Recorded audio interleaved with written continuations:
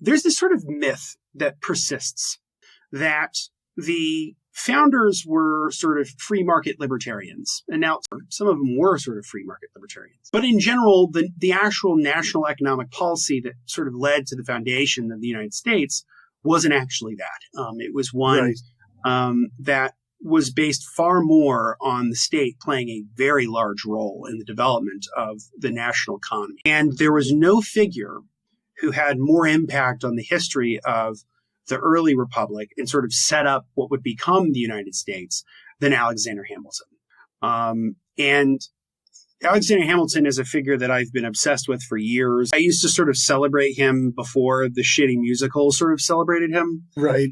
It's so funny because like people will ask me because they know how much of a sort of a Hamilton file I am. They'll be like, what'd you think about the musical? And I'm like, I have to kind of grin and be nice depending on who I'm talking to. It's not my favorite. It's great.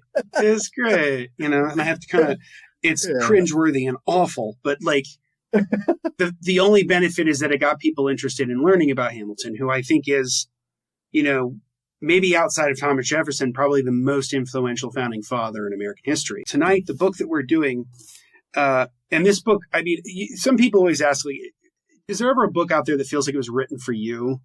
Like, this is one that felt like it was written for me. And it's the book Radical Hamilton, Economic Lessons from a Misunderstood Founder by Christian Parenti. He is the associate professor of economics at John Jay College, the City University of New York, and he's written a variety of different books, a lot of it in relation to the prison industrial complex and climate change. Okay. This book is awesome.